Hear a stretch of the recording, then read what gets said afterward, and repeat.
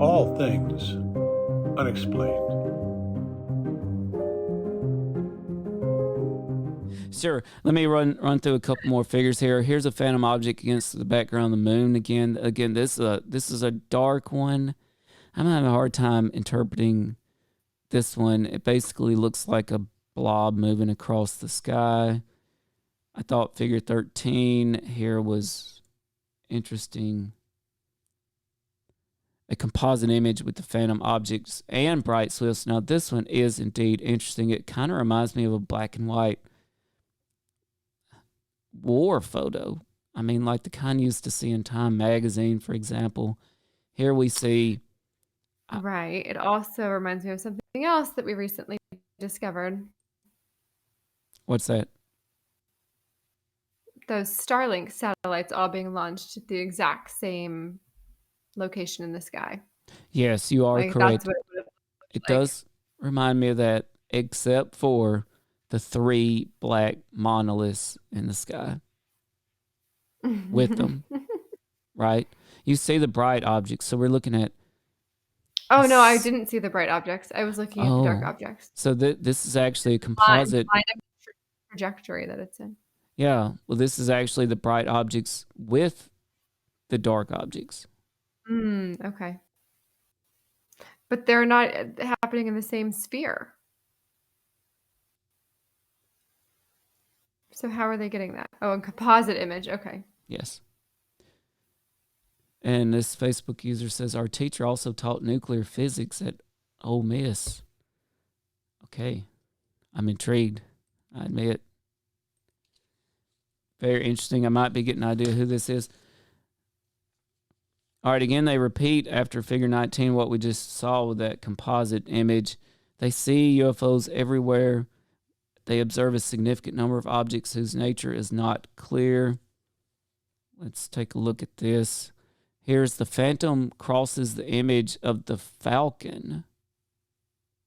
So the falcon's a bright object. Here we can see, I don't know, it reminds me of just a hot thermal blob with something cold crossing it, and how it would look on thermal imagery. That's all I can describe it as. Again, they're seeing both in the sky at the same time. CJ, it does make me wonder.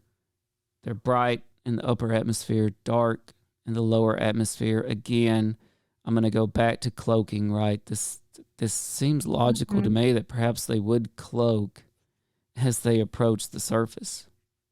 Right. In other words, what I'm trying to say is, or wonder, and they don't even speculate, which is too bad. Are they the same objects? Yeah, I mean, if they're traveling at the same speed, yes, or relatively the same speed, you have to take into account different factors in different spheres. But yeah, it would seem certainly a possibility. Figure 21 shows more two-side observations of bright objects here. And we've got a listener comment here. Think of the moon as Earth. Earth does not emit light, yet you can see it in space from the sun's reflection, and these objects may be the same. That's a great point, I think. All right. CJ, do you have something there? We need to get into discussion. Yeah, That's what I have. Wrapping up the conclusion of the paper here. All right, let's wrap it up quick. They concluded with, they observed a broad range of UAPs everywhere. Significant, the nature of the objects just not clear.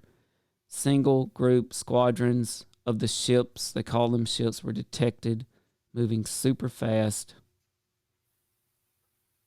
Some phantoms were in the lower atmosphere. They're the dark ones, and the bright ones were in the upper atmosphere with satellites and everything else. Very interesting. All right, thoughts, questions, analysis. What we got? Okay.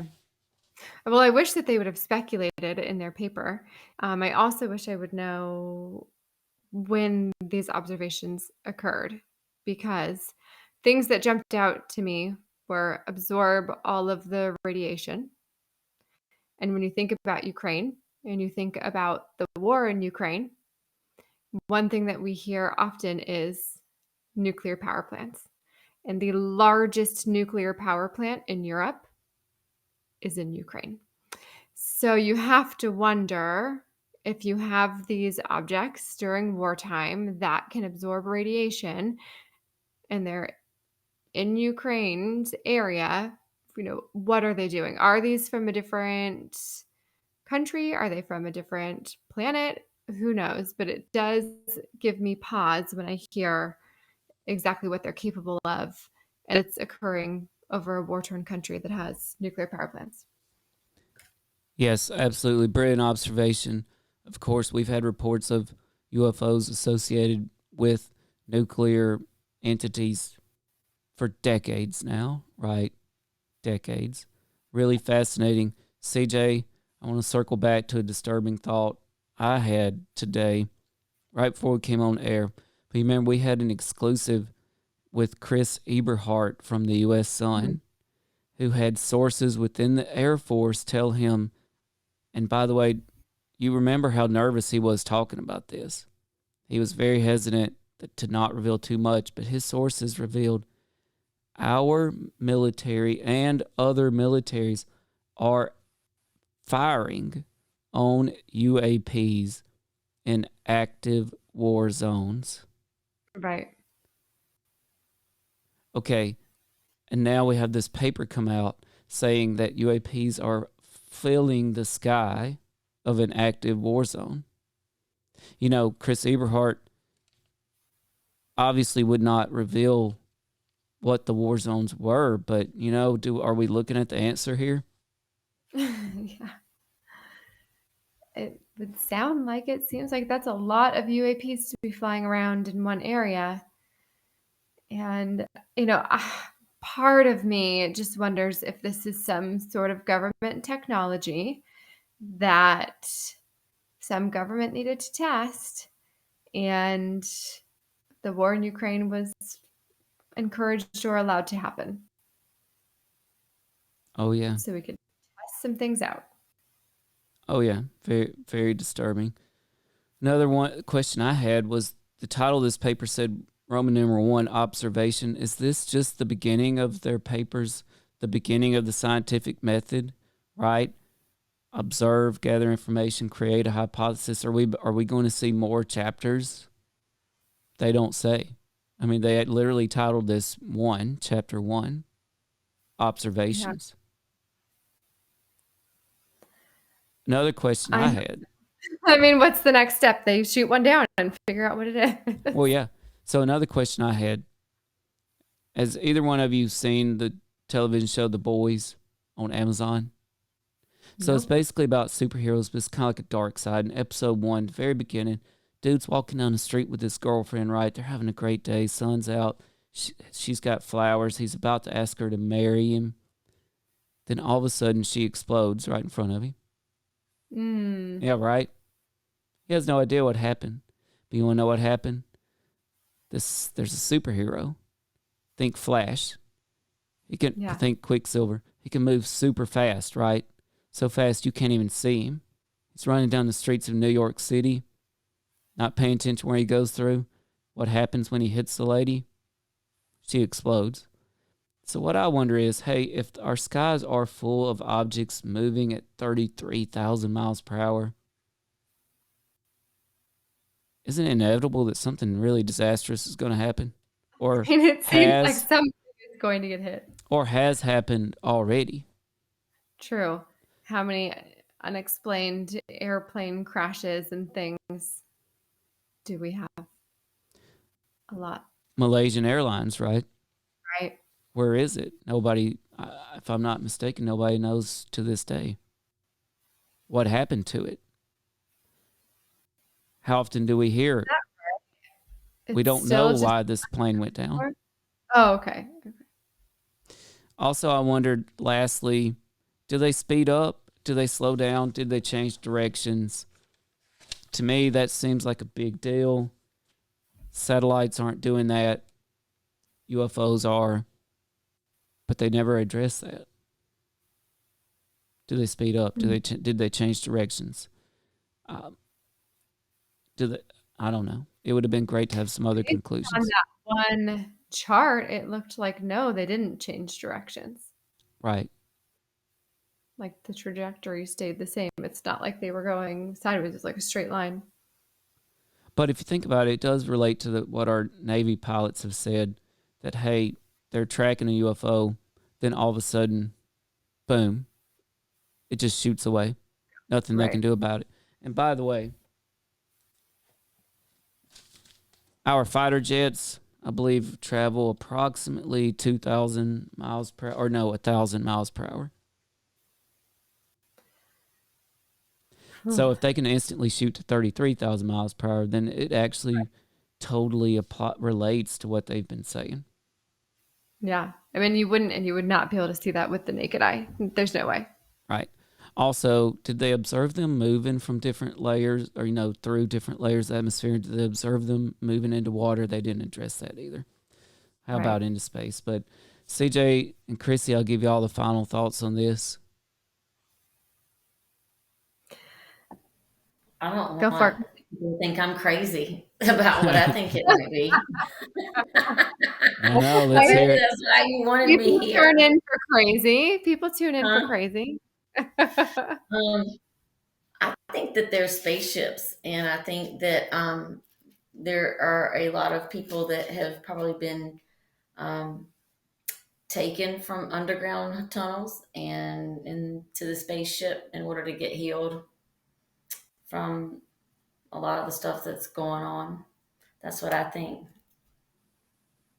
Oh, so you think that maybe they're getting taken from Ukraine? From the planet and then being taken Mhm. off planet to be healed. That's what I think. That's a And And then hot what? take. or it could be the bad people getting on the spaceship and going. But the shape of that ship reminds me of one that I heard Ishmael Perez discuss. He said that some of them look like this, and then others look like this big old long cylinder thing, and it's just a whole city pretty much in the sky that just like floats. And he said that that is a type of spaceship. So I don't know if you guys are have Stay ever heard of tuned. him, but he's pretty cool. He calls himself a galactic ambassador. Let me look him up real Oh, quick. that's cool. He has a book called Our Cosmic Origins. He's really active on Instagram. So, but you got to be careful because a lot of people like this, they have a lot of imposters. As soon as I started following him, because you have to go in the description of some of these videos in order to find the links to find these people. And so that's when I started following him on Instagram and YouTube. But I tried to find him today on YouTube, and a lot of his videos were taken down. And I think Mm, because of the nature of the topics, he only leaves them up for a short period of time and takes them down because he still wants to be able to get his message out there. And yeah. so, he's on Rumble and BitChute, so those platforms stay up. And then sometimes, he's talking on a live Instagram, and that doesn't get taken down, but he may take it down later, because you have the ability to do that. Right. But it's quite interesting. He said that, I know you were asking about the end of this paper and our thoughts, and that's what I think it is, just from what we hear. And I just think it's interesting just to see, this is such a huge topic, and people think it's you know craziness to talk like this, but then there's so many different, I guess, genres within the topic, because I'm going in one direction and you guys are going in another direction, and I just think it's interesting. I think everybody has a little bit of the truth. We don't Yeah. know. Hopefully De- one day we'll find out. definite rabbit Right. hole. So, And the well, people that have the most important parts of the truth are keeping those pieces from others. So yeah. nobody can see the whole picture. And I think we're going to Yeah, touch I on that. definitely think our government is working with the media to keep things from us so that we're easier to be controlled. And I think we're going to touch more on that after a break. CJ, final thought on the Ukrainian UAP study. Yeah, my final thought is that I think that there's something potentially groundbreaking here, and unfortunately, we don't have enough. We don't have enough info. I would like to know more about when the study happened. I would like to know more about how long the study went on for. I would like to know what their next steps are or what the uses might be. I do think it's wild to know that there are this many UAPs that are now detectable thanks to their technology in our atmosphere. I don't have any direct thoughts on what I think that they might be, other than, I do think that government agencies know that they are there. Well said.